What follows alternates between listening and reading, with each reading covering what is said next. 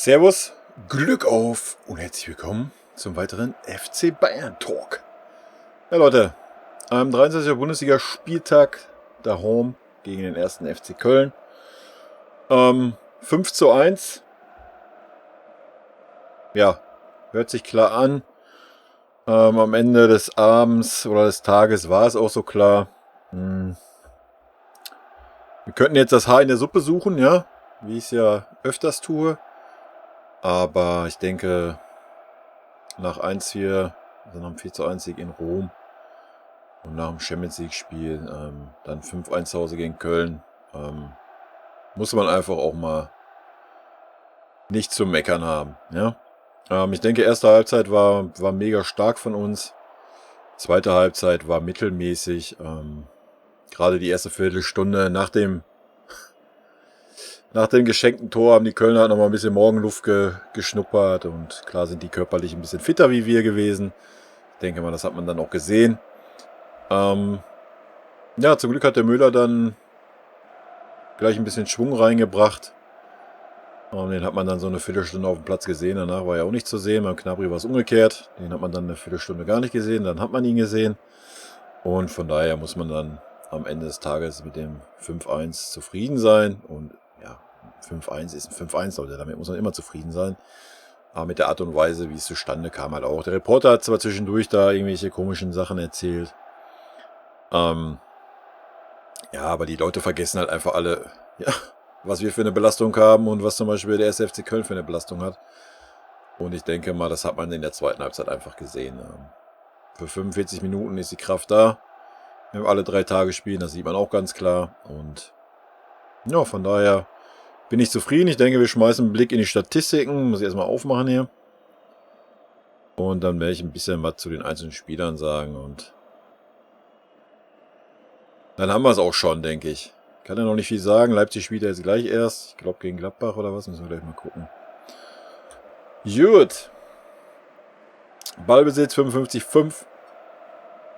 Fouls 7,9. Ja, dazu können wir natürlich was sagen. Der Schiri war unterste Kanone. Die ersten 3 Fouls, wo wir richtig auf die Socken gekriegt haben, gab es noch niemals einen Freistoß. Gerade beim Levi, Alter, es gab noch nicht mal einen Freistoß. Er tritt ihn halt voll mit den Stollen oben drauf. Nix. Also, Schiedsrichterleistung war unterste Kanone. Auch zweite Halbzeit. Erste halbe Stunde war es ein bisschen besser dann. Aber die letzte Viertelstunde hat der auch wieder eine Scheiße sich zusammengepfiffen. Also, es war definitiv kein Heimschiri. Sagen wir es mal neutral. Ja, Fouls 7,9, Zweikämpfe, ja, 49,5 zu 50,5, 50,50. Also ich drücke nochmal auf Aktualisieren, nicht, dass hier noch irgendwas passiert. Schüsse insgesamt 14,6, Schüsse aufs Tor 7,3. Köln hat in der ersten Halbzeit nicht einen Torschuss. Das mal so, um mal die Leistung der ersten Halbzeit mal ein bisschen zu unterstreichen. Ecken 4,4, Flanken 10,11. Gewonnene Zweikämpfe, Davis 13. Ich habe die Auswechslung noch nicht verstanden, Leute. Er wollte ein bisschen mehr Stabilität in die Abwehr bringen, das war klar. Aber Davis hat ein gutes Spiel gemacht, ja. Er hat da einmal dann, ja, hat er eine schlechte Aktion gehabt, aber sonst war er bärenstark. Also wenn, dann hätte ich ihn Alaba rausgenommen, ja. Alaba hat, gut, der Boateng sah auch nicht viel besser aus beim Gegentor, aber der Alaba, ja, wollte er wieder hier den Schuss blocken. Ja, der Gegner war aber noch 2 Meter weg und hat gar nicht zum Schuss angesetzt und ist einfach an ihm vorbeigestiefelt. Also, ja, ist dann halt, wie ich immer sagte, er ist halt einfach kein Innenverteidiger. Punkt. Musiala 8 gewonnene Zweikämpfe, Goretzka 5, gefoult worden, 3-mal Musiala, 2-mal Choupo-Moting, 2-mal Goretzka. Torschussvorlagen, Süle 3, Goretzka 3, Kimmich 2. Ballkontakte 123 der Süle. Süle hat auch wieder ein mega Spiel gemacht. Aber da gleich nochmal ein bisschen mehr zu. Davis 100, Kimmich 100. Schüsse insgesamt, Levi 3, Sané 2, Goretzka 2. So viel einfach mal zu den Statistiken. Ich würde sagen, wir gehen mal direkt in die Aufstellung rein. Wir werden mal direkt ein paar Noten vergeben, denke ich. Neuer, ja. Meine Fehler hat Def zum Glück nicht zum Tor geführt, sonst wäre es wahrscheinlich nochmal ein bisschen spannender geworden, wenn es das 2-3 gewesen wäre in der Phase, wo die Kölner so ein bisschen am Drücker waren. Von daher, ja, den einen Ball hat er noch ganz gut gehalten, aber der ging auch nur einen halben Meter daneben. Also Neuer hat heute nicht seinen besten Tag gehabt. Ich würde ihm mal eine 3- geben. Kann immer mal passieren, so ein Ding. Das war wieder so ein bisschen großkotzig. Ne? Er kann den Ball halt einfach nach vorne dreschen oder er kann den Ball einfach ins Ausdreschen. Nein, da wollte er dann noch annehmen und den aussteigen lassen und eigentlich für die Galerie machen. Ja, kann man sich schenken. Ne? Gerade in so einer Phase halt. Vor allem, weil er vorher dann noch die Abwehrspieler zusammengepfiffen hat und dann haut er so einen Bock raus. Nennt man dann wohl Karma. Ja, wie gesagt, eine 3-. Ansonsten war es eine souveräne Vorstellung. Wie immer halt. Alaba, ja, bin ich auch bei einer 3-. War nicht besonders gut, war nicht besonders schlecht. Deswegen eine 3. Das Gegentor hat auf jeden Fall mitverschuldet. Davor hat er auch schon 1, 2 schlechte Stellungsfehler wieder gehabt. Dann hat er teilweise wieder, nicht akzeptiert, dass er Innenverteidigung gespielt ist, im Mittelfeld rumgerannt und auf links außen auf einmal. Und dann stand der Alphonso Davies auf einmal als Innenverteidiger da. Habe ich kein Verständnis für, kann mir auch nicht vorstellen, dass das so gedacht ist vom Flick. Weiß ich nicht. Ich bin froh, wenn Alaba weg ist. Süle kriegt auf jeden Fall eine Note 2. Süle war wieder stark heute. Hat die Seite hinten gut im Griff gehabt. Hat vorne den Tänzer teilweise gemacht. Hat auch 2, 3 Flanken geschlagen. War okay. Also ich denke, wenn man ihn da noch ein bisschen spielen lässt, wächst er da vielleicht sogar noch ein bisschen besser rein. Traut sich noch mal ein bisschen mehr das Hinterlaufen zu. Das hat er nur 1, 2 Mal gemacht. Ja, wie gesagt, für mich die beste Lösung da aktuell auf dieser Position.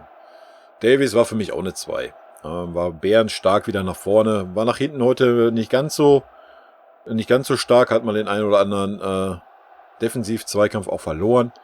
Aber es gehört halt einfach auch dazu. Also im Großen und Ganzen war es eine starke Vorstellung. Ja. Boateng will ich eine 3 geben. Boateng war wieder ganz solide. Wie gesagt, beim Gegentor sah er auch nicht gerade glücklich aus. Das muss man auch ganz klar sagen. Aber ansonsten hat er gerade auch wieder so die Seite mit dem Süle, dass er mal rausgerückt ist oder dass dann auch nur mal die 3 Innenverteidiger hinten standen. So eine Art Dreierkette teilweise. Das hat mir sehr gut gefallen. Choupo-Moting war heute, ja, ich würde sagen, so 30 Minuten war er Bundesliga tauglich. Zum Glück hat er außen gespielt. Es war die Posi, wo er nicht viel kaputt machen kann. Ich denke, da ist er besser aufgehoben. Das Tor hat er natürlich gut gemacht, klar. Aber ansonsten hat man noch nichts von ihm gesehen, muss man auch ganz klar sagen. Ja, man hat 2, 3 Zweikämpfe gesehen. Er ist aber mal ein bisschen was nach hinten gemacht. Betonung liegt auf ein bisschen. Zweite Halbzeit habe ich gar nicht gemerkt, dass er noch mal aus der Kabine kam. Ja, muss man fairerweise auch sagen. Also die 20 Minuten, die er noch im Platz war, habe ich nicht einmal gesehen. Ja, deswegen sagte ich, so eine halbe Stunde war er Bundesliga tauglich, ansonsten nicht. Musiala hat sich sehr aufgerieben, hat es heute schwer gehabt gegen die Kölner.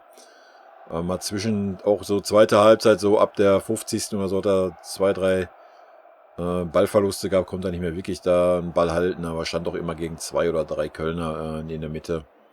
Erste Halbzeit war es gut, ja, war sehr agil, sehr flexibel, hat mir sehr gut gefallen. Zweite Halbzeit war es auch ein bisschen abfallend. Achso, wir müssen ja noch eine Note vergeben. Choupo-Moting, ja, kriegt er heute mal eine 4, weil er ein Tor gemacht hat. War es mal ausreichend. 30 Minuten war es ausreichend. Der Rest war 5. Also kommen wir auf eine 4-. Musiala würde ich eine 3 geben. War eine ordentliche Leistung. Mit Sicherheit noch Luft nach oben. Aber man hat gerade in der ersten Halbzeit den Müller nicht wirklich vermisst. Vorne, muss man ganz klar sagen. Levi hat sich auch wohl gefühlt, wie man gesehen hat. Ja, Goretzka für mich ganz klar eine 2. Hat ein mega Spiel gemacht. Hat, glaube ich, 3 Tore vorbereitet. Aber auch so war immer stabil in den Zweikämpfen. Immer wieder vorne mit rein und hat angeschoben. Hat mir sehr gut gefallen. Sané, weiß ich auch nicht. Ich weiß nicht, ob die Spielweise so immer gewünscht ist, so von Sané und Gnabry. Ich weiß es nicht. Entwickelt sich so ein bisschen zum Gnabry. Da bleibt ungefähr so 80% der defensiven Laufwege bleibt da vorne stehen. Nach vorne immer feuerfrei, immer alle Kraft da. Ja, er hat dann auch mal das zweimal, wo Köln so ein bisschen am Drücker war, hat das auch gut mit nach hinten gemacht, das muss man auch sagen, da hat das durchgezogen. ja, weiß ich nicht, ob einfach ein bisschen Kräfteschonung angesagt ist. Ansonsten hat er vorne wieder ein bisschen Pech gehabt mit seinen Dribblings, immer mal wieder so die falsche Entscheidung getroffen. War aber ansonsten sehr bemüht, also ich würde da auch eine 3 geben. Kimmich würde ich auch eine 2 geben.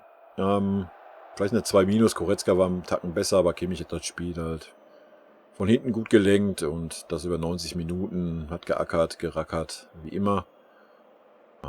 Ja, gibt es, glaube ich, nicht groß was zu sagen. Levi hatte heute Lust, nachdem er aber am Anfang richtig auf die Knochen gekriegt hat. 2-mal, wo beides Mal noch nicht mal zum Freistoß gepfiffen wurde. Also das war wirklich ein Witz. Man hat in der Wiederholung ganz klar den Treffer gesehen. Ja, weiß ich nicht. Da muss ein Videoschiri einfach auch mal eingreifen und sagen, hier, das ist eine klare Fehlentscheidung, das ist nun mal ein Freistoß und eine gelbe Karte für den Gegenspieler. Punkt. Na? Verstehe ich nicht ganz, diese Sachen. Wenn wir schon gerade beim Videoschiri sind, diese Abseits-Scheiße. Wenn man sieht, dass der Kölner 3 Meter im Abseits ist, warum muss man das Spiel 20 Sekunden weiterlaufen lassen und gucken, ob der aufs Tor schießt? Was soll so eine Scheiße? Also dann muss ein Linienrichter doch mal einen Arsch in der Hose haben und die Fahne heben, oder? Ja, wenn das eine enge Entscheidung ist, logisch. Lass weiterlaufen und guck, was passiert. Aber der stand 3 Meter im Abseits. Also, diese Regelauslegung ist komplett Banane, Leute. Gut, 64. kam der Müller für Musiala. Musiala war auch ein bisschen platt dann, hat viel gerannt, hat gut geackert, erste Halbzeit auch gerade nach hinten mit. Ja, dann war der Müller da, erste Ballberührung, Vorlage auf den Levi, Levi knallt rein. Man hat auch gleich gesehen, Levi hat sich gefreut, dass der Thomas wieder da ist. Danach hat er dann gut dagegen gehalten, der Müller hat eine Viertelstunde gut geackert und dann ist er abgetaucht. Dann hast du nicht mehr viel gesehen, aber dann haben wir auch nur noch Ringelpitz mit Anfassen gespielt, was auch völlig okay ist, ne? Da gibt es nichts dran zu meckern und wir haben ja trotzdem noch Tore gemacht. Gnabry war genau umgekehrt, Gnabry hat die erste Viertelstunde noch gar nicht gesehen, der musste erstmal warm werden oder was weiß ich. Hat dann sogar auch mal 2-mal einen Laufweg mit nach hinten gemacht. Ich glaube, wenn nicht, wird er auch einen Anpfiff gekriegt. Klar hat er dann noch diesen Ballverlust gehabt, wo er einen Anpfiff von Manu gekriegt hat. Muss auch nicht sein, ja. Aber er hat noch 2 Tore gemacht, das darf man auch nicht vergessen, ne? Waren noch 2, oder? Ich meine 2. Hier steht 1. Nein, mal gucken wir gleich mal in der Übersicht. Aber er hat den Kopfball gemacht und... Waren 2, ne? Lucas Hernandez, ja, wie gesagt, hätte ich mir die Auswechslung für den Alaba gewünscht. Ich verstehe sowieso nicht, warum der Hernandez jetzt wieder auf der Bank sitzt. Also. Ja, für mich sind die Alaba-Leistungen halt einfach nicht so, dass man sagt, ja, er ist in der Innenverteidigung von Hernandez, Leute. Sehe ich nicht. Habe ich die ganze Saison über nicht gesehen, aber ich meine, gut, er hat mittlerweile jetzt nicht mehr diese ganz schlechten Spiele, der Alaba. Aber trotz alledem, was soll diese Scheiße? Also weiß ich nicht, was der Hansi da in seinem Schädel hat. Fakt ist, Alaba ist weg nächste Saison. Das ist Fakt. So, was soll man den jetzt da spielen lassen? Den kannst du ja dann, ja, wechsel ihn ein. Ja, wenn es nicht anders geht, wechseln Alaba ein, kein Problem. Aber ich muss den halt nicht spielen lassen, damit sich da irgendeine Abwehr findet. Ja, da muss ich Hernandez spielen. Also der Hernandez war dran an der Mannschaft, hat viele Einsätze gehabt und dann auf einmal so, nee, jetzt nicht mehr. Jetzt kommst du nur noch für 10 Minuten. Was soll das? Verstehe ich nicht. Ja, hat das gemacht, was er kann, Hernandez, ja, brauchte auch ein bisschen, bis er drin war im Spiel. Ist dann aber auch offensiv aktiv geworden. Hinten gab es ja dann nochmal so 2, 3 Wackler von der gesamten Abwehr, das muss man auch ganz klar sagen. Da hat einfach die Konzentration gefehlt. Das kennen wir ja nicht anders, die Saison. Und das muss man dann auch einfach hinnehmen, ja. Aber trotzdem haben wir 5-1 gewonnen, von daher sage ich ja, es gibt nichts zu meckern. Dann kam noch Thiago Dantas und Javi Martinez für 3 Minuten. Wow. I don't know. Leute, ich weiß es nicht. Ich kann mit dem Wechsel nichts anfangen. Sag ich euch ganz ehrlich. Also, Gnabry hat übrigens 2 Tore gemacht. Es stand da schon 5-1. Ja, I don't know. Ich weiß nicht, warum man dann Leute für 3 Minuten einwechseln muss. Um den Kimmich 3 Minuten zu schonen oder den Sané? Ich weiß es nicht. Den Dantas oder den Javi Martinez zu sagen, aber hey, ich hab dir doch nochmal 3 Minuten gegönnt, hä? Bin doch ein netter Trainer. I don't know, verstehe ich nicht. Ich denke, beim 5-1 brauchten wir auch nicht auf Zeit spielen, also weiß ich nicht. Alle Wechsel, die so nach der 70. sind einfach witzlos, ne? Sind einfach witzlos. Ich meine, zur 70. kannst du auch sagen, ja, oh, ich nehme nicht mal die letzten 20 Minuten, gönn dir mal. Kann man ein bisschen verstehen beim Davies, weil er viel geackert hat, viel gelaufen ist. Kann Kann man schon irgendwo nachvollziehen, den Wechsel für Hernandez. Wie gesagt, ich hätte einen Alaba rausgenommen, aber das ging ja auch so gut, alles gut. Aber diese letzten beiden Wechsel, I don't know, also. Weiß ich nicht, was das soll. Aber gut, es ist wie es ist. Wir haben gesagt, wir meckern nicht, wir haben 5-1 gewonnen. So, ich würde sagen, Schalke hat heute den Abstieg besiegelt. 5-1 verloren in Stuttgart, sehe ich gerade. Wolfsburg hat 2-0 gewonnen. Ich habe leider 1-0 getippt. Dortmund hat 3-0 gewonnen, habe ich 4-0 getippt. Also Tipps waren auch wieder so semi-aktiv bei mir. Ja, was soll man groß sagen? Wir haben verdient gewonnen, Leute. Köln haben es in den ersten 10 Minuten ganz gut gemacht. Die erste Viertelstunde, zweiten Halbzeit haben sie es gut gemacht, aber auch nur aufgrund des Tores. Da haben sie nochmal ein bisschen Selbstbewusstsein gekriegt.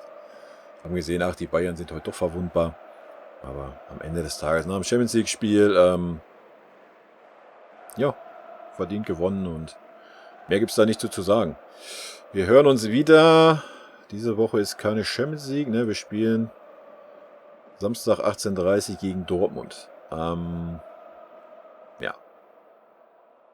Können jetzt noch nicht so wirklich eine Prognose abgeben. Leipzig-Gladbach. Ich habe einen klaren Sieg für Leipzig getippt, aber wer weiß. Aber ich denke, die Gladbacher, da geht nicht mehr viel, seitdem der Rose gesagt hat, dass er geht.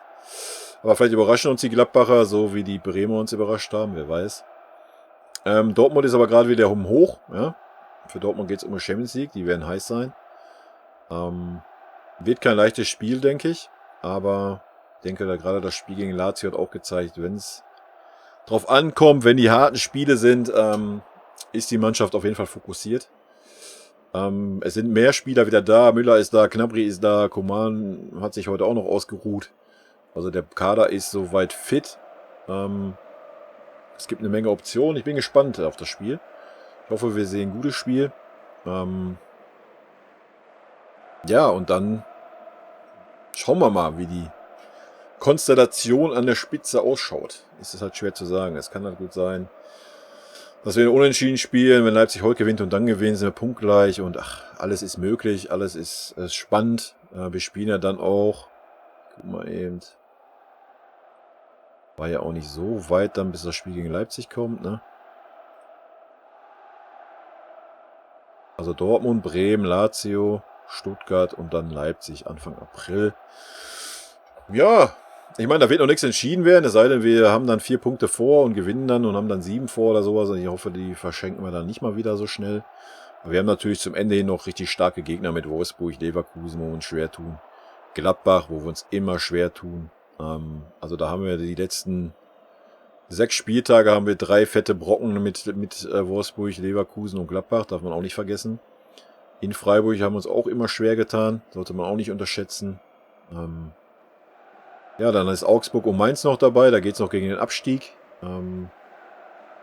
Also es wird knackig werden, ne? Die leichten Spiele haben wir alle am Anfang gehabt, da haben wir uns ja so ein bisschen durchgemogelt mit den Ergebnissen und jetzt geht's halt, ne? Wie gesagt, jetzt kommt Dortmund, dann Bremen. Ich meine, Bremen hat jetzt auch gegen Frankfurt gewonnen, das gibt uns jetzt auch Selbstvertrauen. Mal gucken, was sie in diesem Spieltag spielen.